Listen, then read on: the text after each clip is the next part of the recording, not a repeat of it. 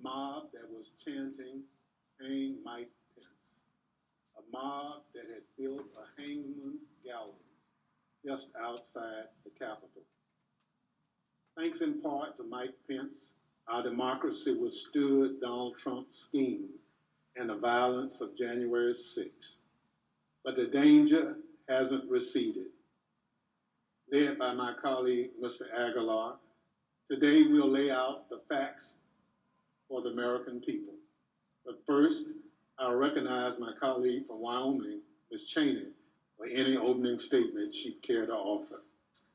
Thank you very much, Mr. Chairman. Let me take just a few minutes today to put the topic of our hearing in broader context. In our last hearing, we heard unequivocal testimony that President Trump was told his election fraud allegations were complete nonsense.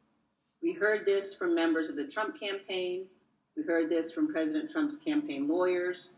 We heard this from President Trump's former Attorney General, Bill Barr.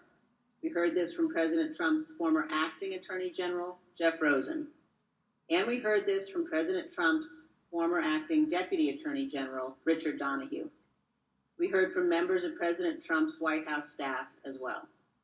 Today, we're focusing on President Trump's relentless effort to pressure Mike Pence to refuse to count electoral votes on January 6th.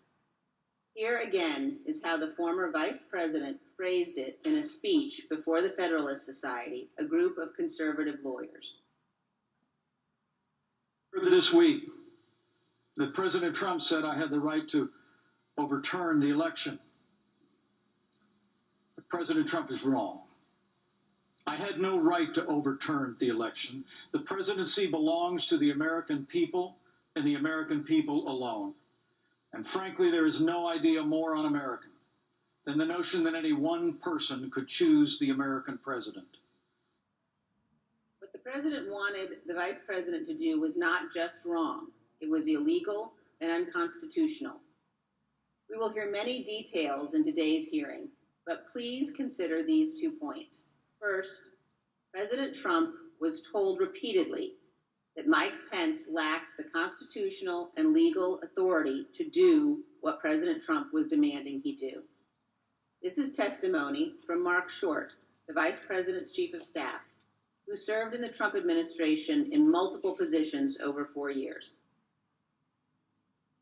But just to pick up on that, Mr. Short, was it your impression that the Vice President had directly conveyed his position on these issues to the President, not just to the world through a Dear Colleague letter, but directly to President Trump? Many times. And had been consistent in conveying his position to the President? Very consistent. Okay. But President Trump plotted with a lawyer named John Eastman to pressure Pence to do so anyway. As the federal court has explained, quote, based on the evidence, the court finds that it is more likely than not that President Trump and Dr. Eastman dishonestly conspired to obstruct the joint session of Congress on January 6, 2021.